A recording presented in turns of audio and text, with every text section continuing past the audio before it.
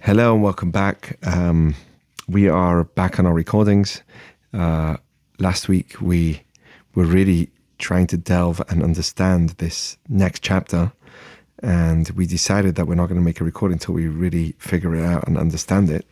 The first section was on the Creator himself and how he works and what that really means according to Jewish understanding and philosophy. Now we're going to talk about the purpose of creation. What is the purpose of all of this? So that's what we are. Why did God create everything that he created? Us. Mainly it's about us. Why did he create human beings? What was the need for an infinite, perfect God? So that's the next discussion. Tachlit habriya, the purpose of creation.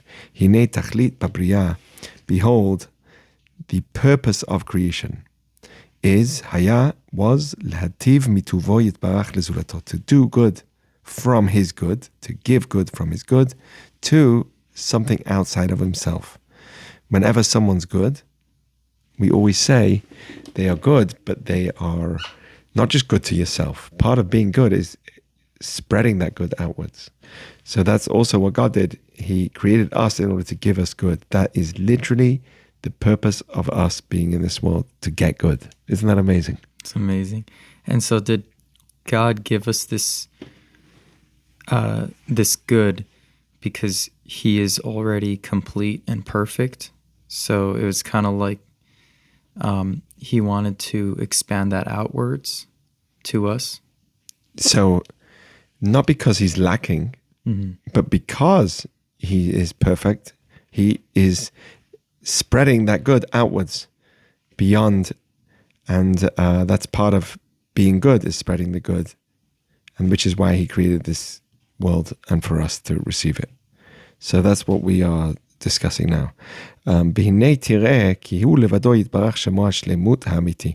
We'll see, and this is exactly what you were asking, that God himself is the only true completion and perfection. Who's not lacking anything at all. He's the only thing that is complete. So the premise, number one, is he created us to give us good, and he is complete in himself. He's not lacking at all. So the first premise to understand why we're here is to understand that God's not lacking. And each stage here is extremely complex, but we'll try and make it in simple terms. So the next stage is, when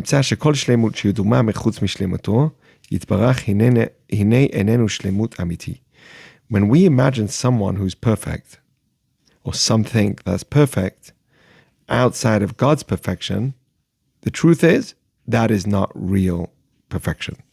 So why do we say, oh, this person's perfect, that thing is amazing, it's perfect? We use that term a lot. Why do we use that term?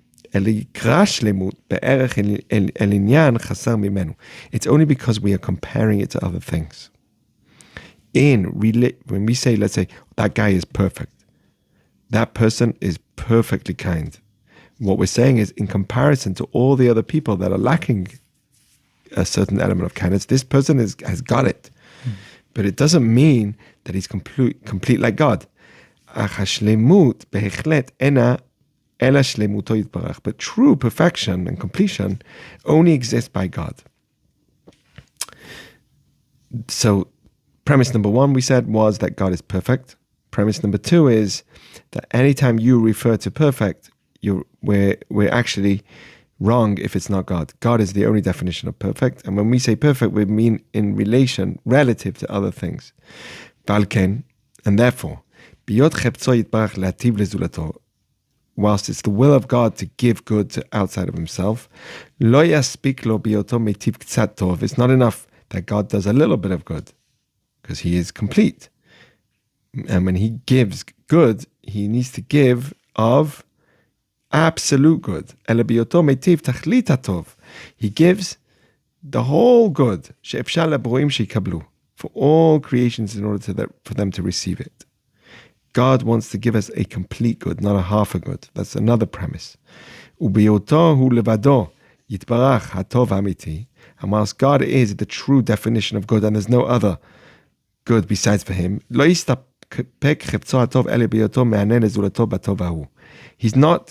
It's not good enough to want this good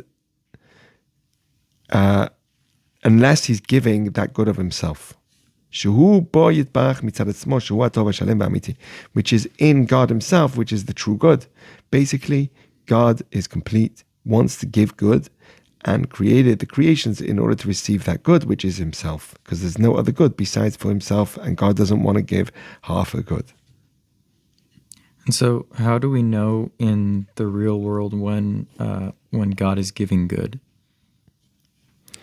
In this world, we can't really receive that good. But because think about it, whatever you have in this world, eventually we die. Everything's limited. So whilst we're in this world, we can't truly receive that good. That's only in the next world. This world is olam asiyah, the world of doing, where we do action, we do mitzvot, we do as much as we can, and we perfect ourselves in order to receive that good. But the true experience of good can only be happening when we're not in a physical reality and we're close to God, because God is the true definition of good. Anything else is not. And the only place we can really receive that is next to God, when we are absorbing his good, if that makes sense. So our world is physically limited in the sense that obviously we can't compare ourselves to God. It's physical, and therefore it's limited. And therefore, we cannot really receive the closeness to God, which is the true good. And that only happens to us in the next world, based on how close we become to God through this world. This is basically the whole study that we're doing now. So how can we achieve connection and closeness to God and strive to be as perfect, not as perfect as God, but as perfect as we possibly can be in our finite world? Right. So in this world, what we want to do is V'halachta bidrachav. There's a commandment to go in God's way, which means just like he's merciful, you be merciful. Just like he is kind, you be kind. And we have to go as much as we could in his way. And just by doing that alone will make us, on the neshama, feel good. The body, you eat, you have steak. So you feel good the first time, second time, third time, but eventually it loses its strength. The only true feeling of good is when you fill your soul, and that's by connecting to Hashem in this world. And we do that. One of the things that Maimonides says, which is how we get close to God, is actually by being in the middle path, never being extreme. All the midot, all the measurements of behavior, all the characteristics that you want to have, it needs to be in the middle. Never be arrogant. That's not a godly character. Never be low in spirit. Be in the middle path, which is to be humble. Always the middle path is the way of God. And sometimes we as humans go on a little to the arrogant side, so we should go the other extreme in order to balance ourselves out. But really our goal should always be in the middle path. And that's what Maimonides says when it comes to our way of living and behavior. You work out to be healthy and to serve God better, but not work out just to have big muscles. So you do an hour a day of workout, but that's it. You move on. Your day needs to continue. Everything that you do should be in order to be in the way of God. And when someone does that, even in this world, you'll feel good. You'll be connected to the good. It says, Yagia kapecha ki tochal asherecha v'tov lach. When a person works right, he's happy and good. He's happy in this world, and he's going to have the real good in the next world. Asherecha ba'olam hazeh v'tov lach le'olam haba. So you'll be happy in this world, meaning your neshama is feeling good and connected, but it's not real connection to the good. The real moment of connection to good is in the next world, where we cling to God. So the answer to your question is yes. In this world, we can feel very good by being in the middle path and working on our behavior, in all of our behaviors, to be always in the middle path, like Maimonides says, which is to be humble, to be kind, not too kind, because then you don't look after yourself. All the things that you need in order to be in the middle path. And that's called going in God's way. Gotcha. And I feel like a lot of this comes from a perspective of spirituality and spiritual connection. Right. And so is there any way we can enjoy God's goodness besides from a spiritual connection? I mean, you can enjoy the world because that's part of what God created. Mm-hmm. So if you eat, let's say, you also, if you have pleasure from the food of what God created, that's part of being connecting to God because he created it for you. But you have to be grateful for it. You can't indulge in it. You have to be balanced in it. Mm-hmm. So basically, anything that is finite has to be treated in a way of finite. Has to be treated in a way of finite, and that can only be expressed as being grateful. Grateful, enjoy the taste, but don't indulge in it. Mm-hmm. Because this is not your purpose. Mm-hmm. Whereas a spiritual connection is infinite. Yes. And God put us in this world to interact with the physical world. So you go out in the world and you eat a steak. That's what God wants us to enjoy this world. So you have the pleasure of this world by eating the steak, but that's not the only thing that God wants from you. He wants you to have much more good. Mm-hmm. There are different levels of good. Okay, that's one level, and you should thank him for it. You should interact with the world. But imagine somebody just eating steak his whole life and nothing else. That's a shame. There's other goods like finding meaning and purpose. Mm-hmm. Love. It's a high level of good. And being close to God is another level of good. Doing Shabbat, mitzvot. All of these are ways to connect to God and will definitely be the levels of good. But according to Jewish teaching, yes, you can be good even in the physical world. You can, by having pleasure, just like a parent. A parent wants his child to be happy. When a parent sees that his child's eating well and he's healthy, the parent's happy. Same with us. When we're healthy, God's happy for us. And he created this world for us to be happy in it. For us to have pleasure. That's the only reason why we're created, to have good. In this world and the next. And it's incredible because would you say that when God created human beings, like the actual physical body, did he create it in order to maximize like the enjoyment of his creations, of his goodness, of his miracles? Because like it's a funny other people would say it's a funny coincidence that we have limbs, that we have eyes, but God really made us this way in order to maximize the enjoyment of his goodness. Right. The ultimate place to enjoy that is in the world to come. Mm-hmm. In this world, he gave us all of these different things for us to recognize him and appreciate him, to overcome our feelings of entitlement and see gratitude. Wow, I have eyes. See the world and have gratitude for it. We have to overcome all of that entitlement and selfishness and this taking environment and become a giver, a good person, seeing the good in the world. That's our mission. Mm-hmm. So, so that's the true good. Okay, let's continue because we need to finish this third paragraph here. So God created us to have this good, and that good is really himself.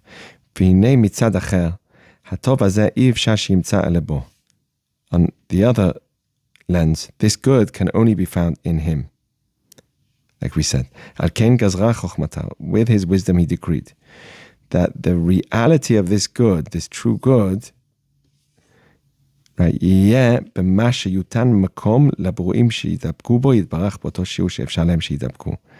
God made a place for those that were created to cling to him in a way, in a measure that they could at least cling to him. God, part of his good was that he created us to receive his good. How do we receive his good? That we can cling to him because he is the only good. The beings themselves, the creations themselves, they can't reach the true completion and perfection because they are not God. אי אפשר שיתוארו בשלמות כשלמות יתברך. הנה מצד הידבקום בו, but because they are clinging to him, they can't be complete and perfect. But because we are clinging to God, יגיע להם באותו שיעור שאפשר לתאר. They will reach a certain level that we can reach בשלמות ההוא יתברך, in the perfection of God. מצד היותם מתדבקים בו. When you cling to God, you are now so much more powerful. You really have that connection of perfection because you're connecting to the true good, which is God himself. וימצאו נהנים בטובה האמיתית ההיא. It comes out that they are really benefiting from that true good, which is in the world to come, בערך שאפשר להם ליהנות בה, in a way that they can benefit from it. ונמצא היות כוונתו יתברך שמו בבריאה שברא לברוא מי שיהיה נהנה בטובתו. It was in his original intention that these creations that he created will benefit from his good in a way that they can benefit from it, and that's by clinging to him. It's almost like you can't fly physically, but when you sit in a plane, then you can fly. So the plane flies, but you sit in something that can fly, you will fly. When we cling to God, we can get so much further. And really, so much further in terms of receiving that good of God himself. Mm-hmm. And you mentioned that we can reach a level of connection to God. Is there ever a limit to that level, or ever an end to that level of enjoying God's goodness? So God is infinite, and physical finite things have a limit, but connecting to God has no limit. And because we are in a world with challenges, there's lacking and there's things that pull us away from God, which is what we're going to be talking about. There's things that are connecting us closer and closer to God, and there's things that pull us further and further away from God. We are in this world where we can choose. And when we choose good, we are now clinging more and more to him. So every second you're alive, we have to choose good. So there's no limit during our lifetime to how much work we have. Every day, we have to work on ourselves and cling more and more and more to the good, being more giving, more loving, more caring. Every single move, every act I do should be clinging closer to good and pushing away that which is distancing me from that true good of God. So every minute, every hour, every day, we have an opportunity to be closer to God. Exactly. And the more we do, level of connection. Exactly. The more high of a level we can get to. Mm-hmm. And every day, as long as we're alive, we have another opportunity to connect more and more. When a person leaves this world, if he's a righteous person, leaving this world is sad. Why? Because he can't do any more. Mm-hmm. There's no more of this ability to grow and come closer to the similarity of God. Mm-hmm. And cling more to God. For the wicked person, he's happy, his soul's happy, the world is happy. The world is happy, it's a safe place now. Hitler's dead, right? He's happy because he says to himself, wow, his soul is happy because he says, wow, I'm not facing these challenges anymore. Right. I'm not digging myself a deeper and deeper hole and getting myself further and further away from God. He's happy. Mm-hmm.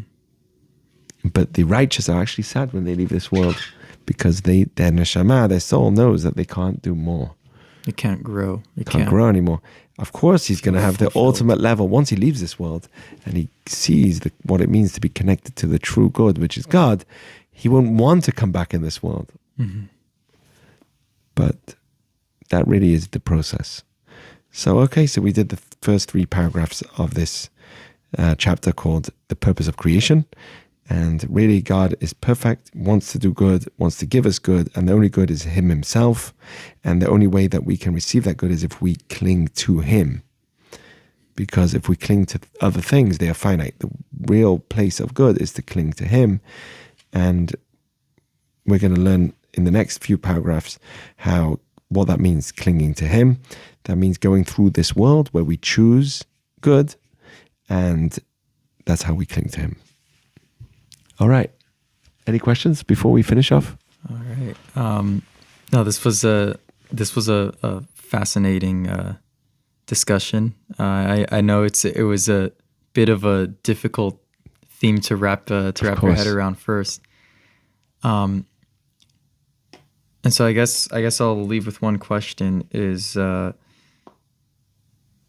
how is fulfillment defined in relation to achieving connection to God? Right. The feeling of fulfillment, basically, as a human being. Yeah. So, I'm going to approach this answer in a different way. I mean, when you're pursuing something which is finite and it's not making you happy, it doesn't make you feel good after. Mm-hmm. When you do something that's really for your soul, afterwards you feel good. We spoke about this in our happiness class. The way to measure happiness is how you feel afterwards, not at the time.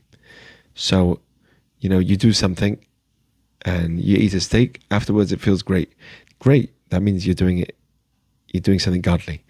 But if you keep eating steaks, you won't feel good after that, right? So it depends why you're eating the steak. What did you do that day? How you fulfilled your day? Mm-hmm.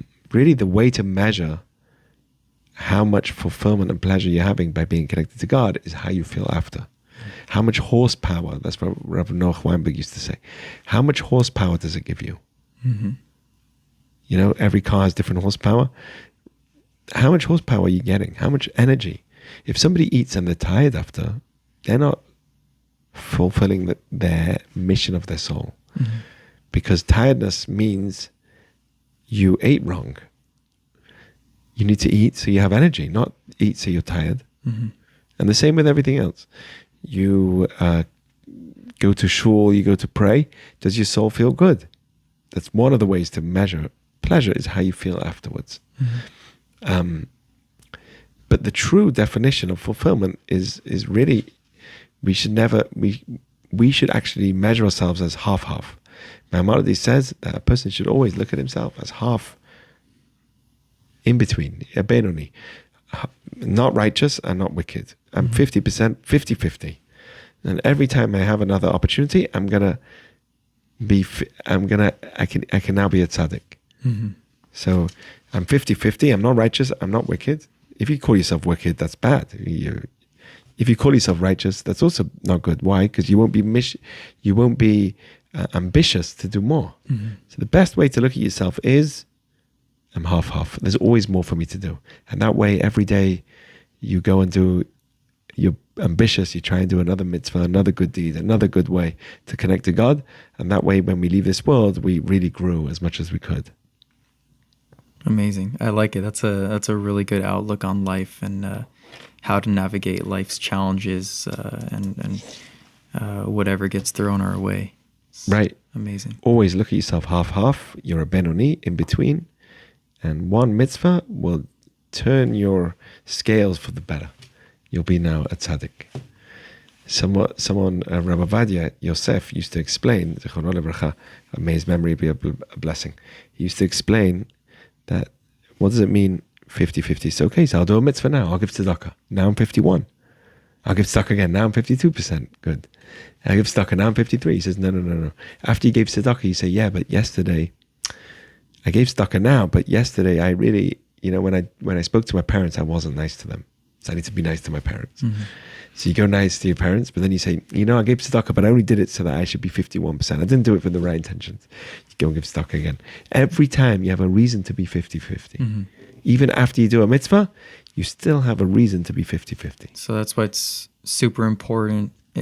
Intention is super critical when it comes to that sort of mindset, because if you intend to do mitzvot for the sake of tipping the balances, right? 51-49, 52-48, then that's not complete. That's not complete. Yeah. That's not honest. Mm-hmm. It's not honest to yourself. It's better than nothing, and it's great. Mm-hmm. But what I'm saying is that we should always look at ourselves as 50-50 till the day we die, till the day we leave this world. So we're always growing, and we're always pushing and trying to do more. We don't belittle ourselves, but we also don't become arrogant thinking we're perfect. And there's so much more for us to do in order to cling more and more to God. Okay, thank you. Amazing. Thank you.